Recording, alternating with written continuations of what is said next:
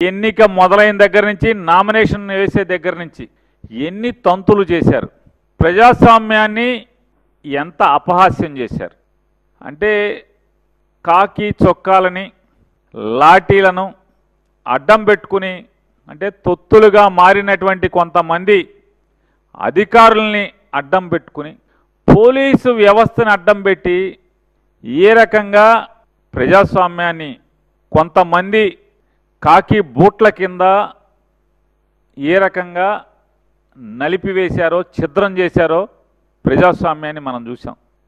ఆఖరికి ఎన్నికల కమిషన్ కూడా అంటే బ్రహ్మాండంగా చదువుకుని ఐఏఎస్లు పాస్ అయి రాష్ట్రంలో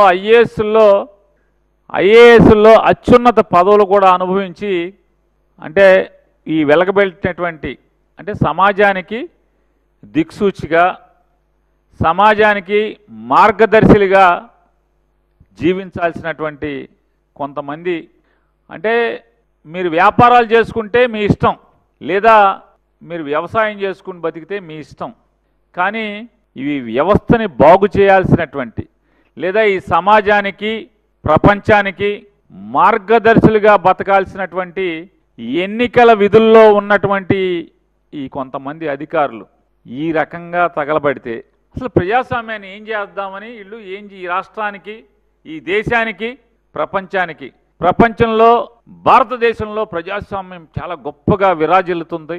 ఈ ఎన్నికలు ప్రజాస్వామ్యబద్ధంగా జరుగుతాయని మనందరం కూడా జబ్బలు జరుచుకుంటూ ఉంటాం బయట మిగతా దేశాలతో పోలుస్తూ.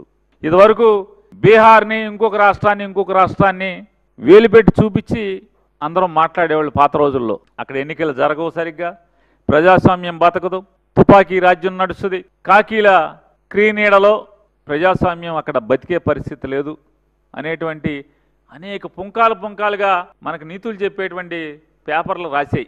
కానీ వాళ్ళ చూసాం ఎన్నికల్ని ఏ రకంగా అపహాస్యం చేస్తూ వస్తూ.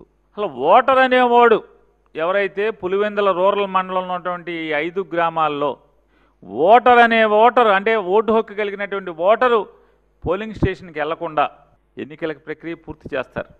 అసలు డ్రామా ఎంత అంటే స్క్రిప్ట్ అదొక సినిమా డైరెక్టర్ గారు రాస్తే ఎలా అయితే షూటింగు సీక్వెల్స్ ఎడిటింగ్లు ఎలా చేస్తారో జాగ్రత్తగా అదే రకంగా మళ్ళీ 2 చిన్న గ్రామాలను తీసుకుని రీఎలక్షన్ అంటే మళ్ళీ ఎన్నిక జరుపుతామని చెప్తారు.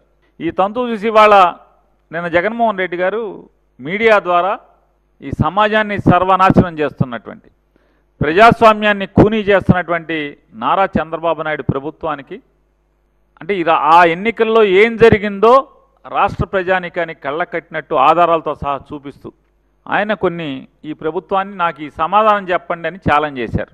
ఆ ఛాలెంజ్ లేట్కి సమాధానం చెప్పకుండా దాంట్లో ఆయన చెప్పారు జగన్మోహన్ రెడ్డి గారు, మేము న్యాయస్థానాన్ని ఆశ్రయిస్తున్నాం ఈ ఎన్నికల మీద, మరీ ప్రత్యేకించి పులివెందుల జెడ్పీటీసీ అలాగే ఒంటిమిట్ట జెడ్పీటీసీ ఈ 2 ఎన్నికల మీద మేము న్యాయస్థానాన్ని న్యాయం కోసం అర్థించడానికి వెళ్తున్నాం, కోర్టు మెట్లెక్కబోతున్నాం అని చెప్పి ఆయన నిన్న చెప్పారు. వెంటనే మళ్ళీ స్క్రీన్ ప్లే మార్చుకున్నారు. అంటే పులివెందుల జెడ్పీటీసీ ఎలక్షన్ ఒకే రౌండ్లో మొత్తం కౌంటింగ్ అయిపోవాలంట. అంటే కోర్టు తలుపులు తెరిచేప్పటికీ కోర్టు తాళాలు తీసి బూజు దులిపి జడ్జి గారు కుర్చీలో కూర్చునేప్పటికీ ఎన్నికైనట్టుగా ఈ ఎన్నికల పత్రం ఇచ్చేసేయాలి. ఎందుకంటే మళ్ళీ జడ్జి గారు ఈ ఆధారాలను చూసి మొత్తం ఎన్నికల కమిషన్ని కలెక్టర్ని 2 మొట్టికాయలు మొట్టి ఎలక్షన్ అంతా ఆపండి అంటాడేమో అని చెప్పని కంగారు, భయం, ఆదరా బాదరా. అంటే ఎన్నిక అయిందని పులివెందుల్లో మేము గెలిచామనేటువంటి ఇది గెలుపా అని అడుగుతున్నాను. ఎవరిని మోసం చేస్తాను మీరేమనుకుంటున్నారంటే ఈ రాష్ట్ర ప్రజల్ని ఏమారుస్తున్నాము మహా తెలివితేటలతో 45 ఏళ్ల అనుభవంతో ఈ ఆంధ్ర రాష్ట్ర ప్రజల్ని ఏమారుస్తున్నామనేటువంటి పగటి కళలతోనే మీరు ఇవాళ ఈ పులివెందుల ఎన్నికల్ని ఏ రకంగా జరిపారో. కానీ ప్రజల అమాయకులా? ఇట్లాంటి నారా చంద్రబాబు నాయుడు గారు లాంటి వాళ్ళని ఎంతమందిని చూసుకుంటారు? ప్రజలు ఎప్పటికీ అమాయకులు గారు. మీరెన్ని మసిపూసి మారేడుకాయలు చేసి ప్రజలకి చూపిద్దాం అనుకున్నా పులివెందుల్లో మొదటిసారి ప్రజాస్వామ్యం బతికించాం అని చెప్పని ఈ డ్రామాలకి మీరు ఎన్ని చేసినా కూడా కళ్ళకు కట్టినట్టు ఇవాళ మీడియా అంతా చూపించింది. అంతా ఆంధ్రజ్యోతి, అంతా ఈనాడు, అంతా టీవీ5 కాదు కదా. ఏదోటి న్యూట్రల్గా పనిచేసేవాళ్ళు కొంతమంది ఉన్నారు. వాళ్ళు ఈ ప్రపంచానికి చూపించారు ఆల్రెడీ అక్కడ ఏం జరుగుతుంది అని చెప్పని. వెనకటికేదో చెప్పిన సామెతగా ఎవడే అంటే వీళ్ళ బతుకు బండారాన్ని వీళ్ళే బయటెట్టుకున్నారు. ఎందుకని?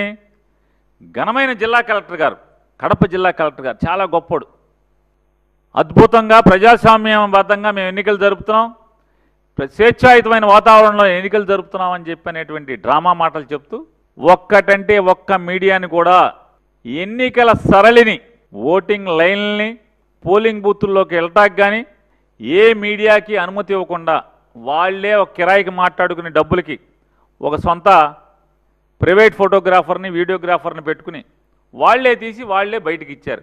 వాళ్ళ చేత్తో వాళ్ళ పాపమే పండించుకున్నారు. ఇవాళ ఈ దొంగలు దొరికింది ఎట్లాగా? ఈ ప్రజాస్వామ్యం అనేటువంటి గొప్ప ఆలయంలో, ఈ గుళ్ళో, ప్రజాస్వామ్యం అనేటువంటి గొప్ప గుళ్ళో దొంగలు ఎవడయ్యా అంటే వీళ్ళే ఈ దొంగతనం చేస్తా వీళ్ళు ఇచ్చినటువంటి సీసీ ఫుటేజీలు, వీళ్ళు ఇచ్చినటువంటి ఫోటోల్లోనే వీళ్ళు దొంగలు దొరికారు. ఆదరా బాదరా లెక్కింపు అయిపోయింది, ఎలక్షన్ అయిపోయింది, గెలిచేసాం. దాంట్లో ఇక తంతు మామూలుగా లేదు, చాలా చాలా తంతులు చేశారు. యాక్చువల్గా మీరు ఒకసారి ఆలోచించండి, 30 సంవత్సరాలుగా ఒక జెడ్పీటీసీ ఎలక్షన్, ఒక ఎంపీటీసీ ఎలక్షన్ కూడా ఏకగ్రీవమైన సందర్భాలు ఎక్కడైనా ఉన్నాయా? ఐ థింక్ అక్కడ ఒక్కటే, అంటే అక్కడ ప్రజాస్వామ్యం లేక ఓటు వేయడానికి బయటికి రావడానికి భయపడి, కనీసం నామినేషన్ వేయడానికి కూడా భయపడే సందర్భం నుంచి ఈరోజు ప్రజాస్వామ్యాన్ని నిజంగా చెప్పాలంటే స్మెల్ చేశారు. ఈరోజు పులివెందుల ప్రజలు ప్రజాస్వామ్యంను ఇలా ఉంటుందా అని దాన్ని ఈరోజు ఆస్వాదించడం జరిగింది. ఈరోజు మా గవర్నమెంట్ మంచి ప్రభుత్వము అని ఒకటి చెప్పడానికి స్టేట్ మొత్తం మా వెనకాతలు ఉంది అనే సంగతి ఒక ఎత్తు అయితే, పులివెందుల ప్రజలు కూడా ఈరోజు స్వాగతించారు అన్నదైతే చాలా క్లియర్ కట్ మనకి ఈరోజు కనిపిస్తూ ఉంది. దానిలో భాగంగానే ఈరోజు పులివెందుల జెడ్పీటీసీ, అదేవిధంగా ఒంటిమిట్ట జెడ్పీటీసీ కూడా తెలుగుదేశం పార్టీ కైవసం చేసుకోవటం, దట్టు పులివెందుల్లో దగ్గర దగ్గర 600 పైన ఓట్ల మెజారిటీ, 6,000 పైన ఓట్ల మెజారిటీ, 683 మాత్రమే వైఎస్ఆర్సీపీకి రావటం, 6,000 ఓట్ల పైన మెజారిటీతో ఈరోజు తెలుగుదేశం పార్టీ జెడ్పీటీసీ కైవసం చేసుకోవటం నిజంగా పులివెందుల ప్రజలు ప్రజాస్వామ్యాన్ని ఆహ్వానించారు అన్నది ఒకటి. నెక్స్ట్, ఈరోజు కూటమి ప్రభుత్వాన్ని పులివెందుల ప్రజలు యాక్సెప్ట్ చేశారు. కూటమి ప్రభుత్వంలో వాళ్ళకి మంచి జరుగుతుంది, న్యాయం జరుగుతుంది అని నమ్మారు కాబట్టే ఈరోజు ఇంత భారీ మెజార్టీ ఇచ్చారు. కనీసం డిపాజిట్ కూడా రాలే వైఎస్ఆర్సీపీకి. సో ఇటువంటి సందర్భంలో మేమేదో పెద్ద పెద్ద ప్రగల్భాలు పలకం, కానీ మేము చెప్పేది ఒకటే, ప్రజాస్వామ్యాన్ని నమ్ముకున్న వాళ్ళు, అంబేద్కర్ రాజ్యాంగాన్ని నమ్ముకున్న వాళ్ళు ఎవరు పాడైన పరిస్థితులు లేవు. అంతే తప్పించి అంబేద్కర్ రాజ్యాంగం అవసరం లేదు, రాజారెడ్డి రాజ్యాంగం ప్రకారం మేము పనిచేస్తాం అనుకుంటే లాస్ట్ 5 సంవత్సరాల్లో జగన్మోహన్ రెడ్డి 151 సీట్ల నుంచి 11 సీట్లకు పడిపోయినప్పుడు అదంతా కూడా అర్థమైంది. కాబట్టి నేను చాలా క్లియర్గా చెప్తున్నామండి, చాలా చాలా రకరకాల మా మీద అబాండాలు వేయడానికి ట్రై చేశారు. ఏంటది పోలింగ్ బూతులు మార్చేశారని చెప్పి ఒక ప్రొపగండా పెట్టారు. తర్వాత మేము కూర్చొని చెప్పాం, పోలింగ్ బూతులు మార్చడం అనేది ఎలక్షన్ కమిషన్ చేతిలో ఉంటుంది తప్పించి ఎవరి చేతిలో ఉండదు. ఆ విషయం కూడా క్లారిటీ ఇచ్చుకున్నాం. ఆఖరికి పోలీసులు పెట్టి మమ్మల్ని ఇలా చేశారు అలా చేశారని చెప్పి మాట్లాడారు. అంటే పోలీసులని అన్నది దాన్ని ఏమంటారంటే వాడుకోవటం అన్నది, అంటే వాళ్ళ తాలూకా సొంత పనుల గురించి వాడుకోవటం అన్నది లాస్ట్ 5 సంవత్సరాల్లో చేశారు. కానీ మేము ఇప్పుడు అలా చేయట్లే. ప్రతి పోలీస్కి కూడా అతని పవర్ ఏంటో తెలుసు. పోలీస్ ప్రతి ఒక్కరు కూడా చాలా గౌరవంగా పనిచేసుకునే పరిస్థితులు ఉన్నాయి. వాళ్ళ డ్యూటీలు వాళ్ళు సక్రమంగా పనిచేస్తున్నారు. కాబట్టి జగన్మోహన్ రెడ్డి అతనికి నోటుకు వచ్చినట్టు మాట్లాడుతున్నాడు, మేము పట్టించుకోకర్లేదు. ఈరోజు పులివెందుల ప్రజలు కూడా మా వైపు ఉన్నారు. పులివెందుల ప్రజలు కూడా మాది మంచి ప్రభుత్వం అని చెప్పి నమ్మి ఓట్లేసి గెలిపించినందుకు ప్రత్యేకంగా ధన్యవాదాలు.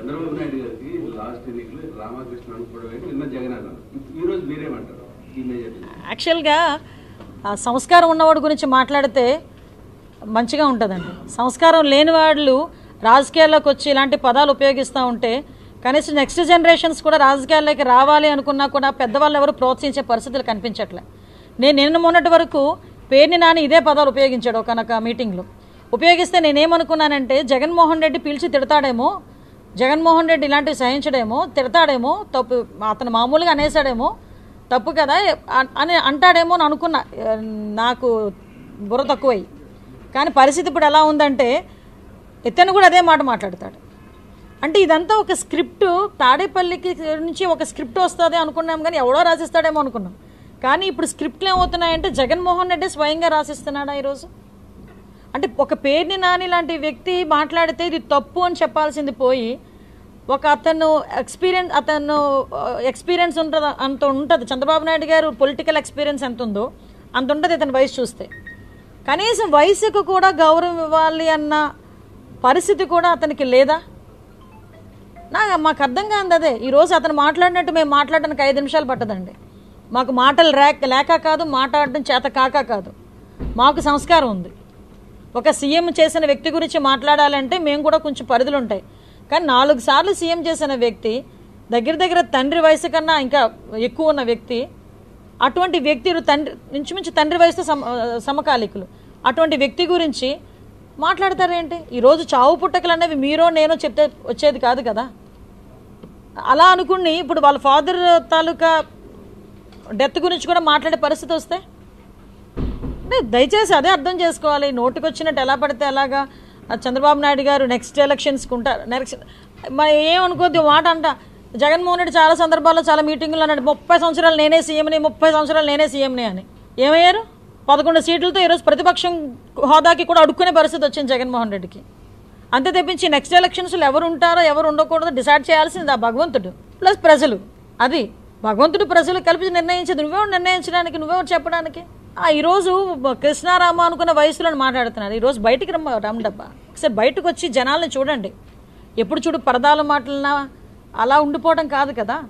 ఈరోజు బయటకు వచ్చి 24 గంటల్లో సుమారుగా 18 గంటలు అల్లు పెరగకుండా ఈ రాష్ట్రం గురించి కష్టపడతా ఉంటే అటువంటి వ్యక్తిని చూసి చాలామంది మేము నేర్చుకుంటున్నామని ప్రపంచ దేశాల్లో ఉన్న రాజకీయ నాయకులందరూ మాట్లాడుతూ ఉంటే నీ పక్కన ఉండి కనీసం దాన్ని అంటే నేర్చుకోకపోవడం పక్కన పెడితే అతని గురించి ఇంత నీచంగా మాట్లాడుతున్నావే జగన్మోహన్ రెడ్డి, ఇంకా బుద్ధి రాలేదా? నేను ఎందుకు ఈ మాట మాట్లాడుతున్నానంటే నువ్వు అధికారంలో ఉన్నప్పుడు ఏది టచ్ చేయకూడదు అదే టచ్ చేసావు. చంద్రబాబు నాయుడు గారిని టచ్ చేయకూడదు, ఆ రోజు టచ్ చేసావు, 11 వేట్లకు దిగిపోయావు. మళ్ళీ ఈరోజు ప్రతిపక్షంలో ఉండి అదే తప్పు చేస్తున్నావు. అదే చంద్రబాబు నాయుడు గారి గురించి వయసుకు కూడా గౌరవం ఇవ్వకుండా నోటికి వచ్చినట్టు మాట్లాడుతున్నావు. ఒక్కసారి ఇంకా నీ పరిస్థితి అంటే ఇంకా ప్రజలు నిర్ణయించాలి. మేము ఒకటే కోరుకుంటున్నామండి, ఇలాంటి వాళ్ళు మాట్లాడి పట్టించుకొని మేము రియాక్ట్ అవ్వాల్సిన అవసరం కూడా లేదు.